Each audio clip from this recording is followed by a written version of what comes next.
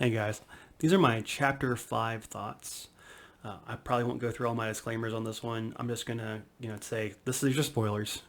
This is spoilers about my thought process for writing chapter 5, why I made some of the decisions that I made. My only disclaimer is I am still writing the books. Like it's 12/5/2022.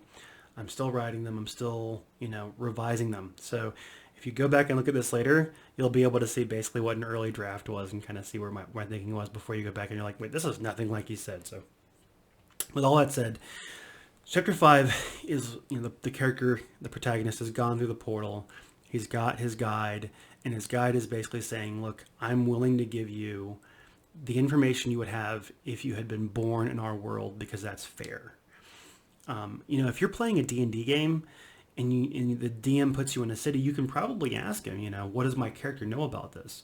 Well, in this story, Ty, and if I change his name, just go with Ty, the protagonist, he doesn't know what he doesn't know. So it's fair, it's balanced, because balance is a continuing thing that we're going to be hearing about here for him to get this information from this guide, as long as he has the guide.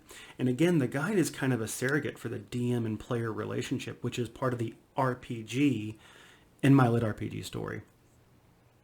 One thing I thought about doing in this chapter, and this happens in a lot of LITRpg books, is your character goes into your other world and immediately gets in a fight. You're fighting a snake, or you're fighting a wolf, or you're fighting 27 rats, and I didn't want to do that.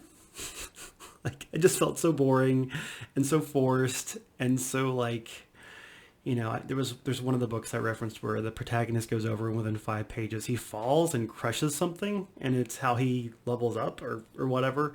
And I understand why that author did that, and I'm not negging that author whatsoever. Like, you do you, boo. I see why you did that.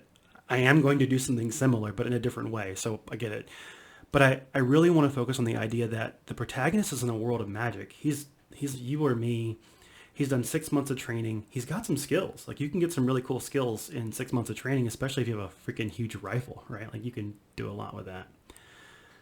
But what you're not doing is becoming a Navy SEAL, going in with a knife in your teeth and just mowing through rats and goblins. Like, you're not going to do that. So I wanted to make this a thinking person's RPG. I wanted to make this a thinking person's book. And this is the first time I'm going to say this on a recording. If I've said this, say this elsewhere and you read it elsewhere, just know this is the first time I'm saying this. I'm using kind of a milestone-based approach for his leveling as opposed to an experience-based approach, meaning he has to achieve certain things to earn his future levels and his future power. So what that does is that lets me say, okay, I don't care how many monsters he kills. Like, he's not going to level up. There will be a loot mechanism in there somewhere, probably. I haven't written it yet. And there will be some kind of achievement mechanism in there. Because again, it is an RPG. It's a lit RPG. But what I don't want to do is I don't want to force you to read fight after fight after fight that gets repetitive unless there's something interesting to say about it. So this chapter is about setting it up so it can be a thinking man's chapter. So it can set up the chessboard or pre-chessboard of the fact that the character has, long odds. He's in here over his head. And we're not going to have a lot of, we will have combat. This is a lit RPG book. There will be combat. But I want to ease you into it and keep you feeling that the character is thinking rather than just running in and being lucky. That's boring to me. All right.